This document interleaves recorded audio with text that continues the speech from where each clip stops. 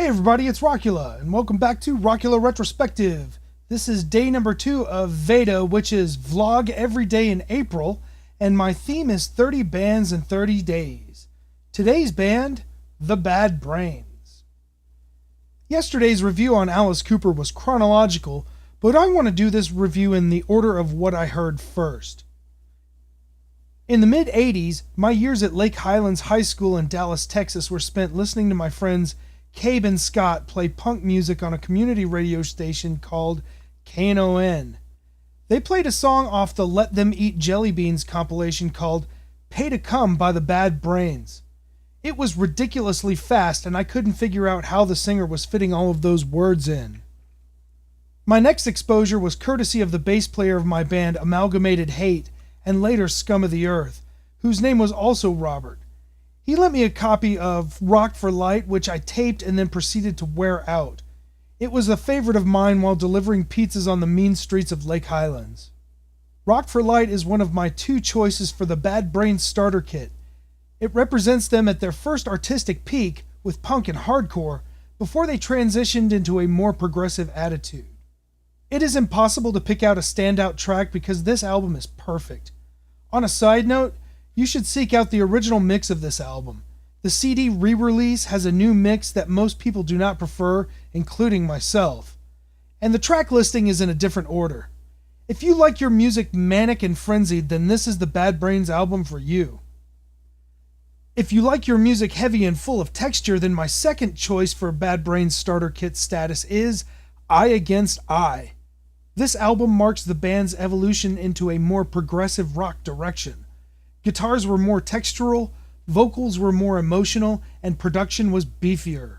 The video for the title track is an amazing representation of the energy of a Bad Brains live show.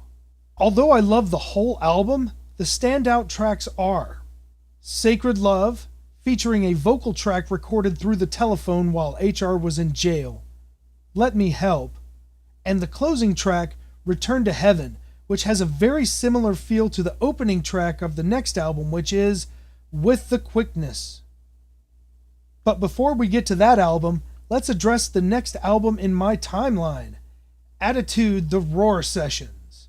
This album preceded Rock for Light and almost feels like a pre-production demo of that album. Both albums feature a majority of the same songs. The best of those tracks would be Don't Need It and Super Touch Shit Fit. This song was sampled in the Beastie Boys song The Maestro, as well as the riff from Big Takeover in the song Pass the Mic. The Bad Brains Live is a great live album, and thankfully it's one of the nights where HR was on. It is representative of the fury of their live show and really shows off the vocal gymnastics of HR. The band continues into their progressive direction with the album With the Quickness. The punk element is even less present on this album, although there are some flashes here and there with The Messengers and Don't Blow No Bubbles. This is also one of the most groove-oriented albums up until this point with Soulcraft and With the Quickness. HR left the band and his brother Earl vacated the drummer's seat. I pretty much lost interest in the band at this point because there was no Bad Brains without HR and Earl. They put out the album Rise. I didn't really ever give this album a chance and don't have the time to give it a thorough listen, so I invited my friend Leonard to talk about his experiences with the album. We had to record this part during the peak rehearsal time here at Secret Studio, so you may hear some extraneous noises in the background. Okay, so since we're talking about Rise, that was the first Bad Brains album that you had? It's first and only. Okay, and that came out when? It had to be summer '93. Okay. Where were you at the time? Hometown, San Angelo, Texas. Shithole. So that means that there was no internet or anything, so you had to hear about the Bad Brains from somebody. Do you remember who that was? I was big into Faith No More, and everybody that was into Faith No More at that time was telling me to check out Bad Brains. Okay. This was the album that happened to be coming out at the time. It was through one of those, you send in $1 and you get 12 CDs. Oh, yeah. And then if you don't tell them what you want to hear next, they're going to force feed some shit down your throat. So I think when I did that with tapes in the early 80s, it was Columbia House. That's probably it. Yeah. Oh. And then so to be proactive, I selected Bad Brains, and Rise was the album. So who else were you listening to at the time? A lot of New York stuff, Helmet, Sick of It All, Faith No More was real big at that time for me. I just discovered Rage at that time, Rage Against the Machine, and then I went retroactive, and as a guitar player, I just started to dive into Hendrix. Okay. The good gritty stuff. So when you heard Dr. No's guitar, what was your impression of it as a 18-year-old kid, 17-year-old kid? By the way, how long had you been playing guitar when you heard this album? At that time, about 2 years. Okay. So give me your impression of what you thought of Dr. No's guitar style. Well, yeah, that album there, for me, I guess, was just the rhythmic nature of his playing. It was the same thing I was seeing in other bands that I liked at that time, but just how it kind of went with the groove, fell with the groove, and it was a lead in there, just under the vocal. Okay. So I asked you to listen to the album again. Yeah. After how long now? When do you think you stopped listening to this album? Shortly afterwards? I would say I gave it it was probably in my rotation for 3 years. Okay. I say that because I remember carrying that CD around, Yeah.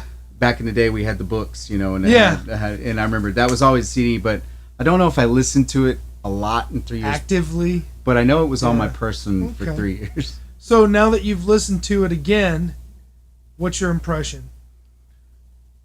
I didn't hold up. Well, and I mean, there's I can see what 17-year-old me liked. Yeah. About it. I see that, and I still get that a bit, and that's kind of neat. But I don't know, maybe because now I've actually taken the time to go backwards and forwards in their history as a band musically, a little bit. And well, I'll tell you what, it would be interesting after you get a little chance to do that if you could come back and maybe we could do a follow-up and your impression of hearing the whole Bad Brains catalog. Just digest the whole catalog and give it. I can do that. It's called content, man. Yeah.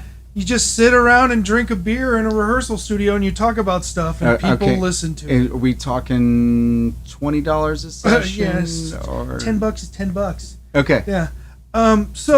Thanks, Leonard, and I'm going to get back to the rest of the Bad Brains timeline. HR came back for a brief period to record God of Love. I saw the tour in Atlanta, and it was an off night for HR. I was severely disappointed. I did not buy the album, but I listened to it recently. It was okay, but it just didn't move me. Maybe that's because I'm prejudiced against the album. You can listen to it and decide for yourself. The Roar sessions reminded me of demo tapes, but the next album is a demo tape. The Black Dots represents the period where the band was transitioning from reggae to punk and is one of my favorites in the entire catalog. The songs are slower and less refined, but slowing them down seems to give them a more defined groove. There are tracks that do not appear on any other albums, but the standouts are At the Atlantis, You're a Migraine, and Redbone in the City. And I have to say, the original version of Pay to Come is a close second to the version on Let Them Eat Jelly Beans. There were other albums, like the mostly reggae I and I Survived, as well as their most recent releases, Build a Nation and Into the Future. I have not listened to them enough to give a detailed opinion, but they were both really good, and you should seek them out. One more thing you may want to locate is the video concert Live at CBGB's. It is a document of what the Bad Brains were like way back before HR had those massive dreads. Well, that's it for my review of the Bad Brains. If you feel like I neglected a portion of Bad Brains history that needs repeating, or if I dissed one of your favorite albums, please tell me in the comments below. And please come back tomorrow for my next review, and that will be the Beastie Boys. All right, this is the second installment of Vlog Every Day in April. I'm Rockula, and this is Rockula Retrospective.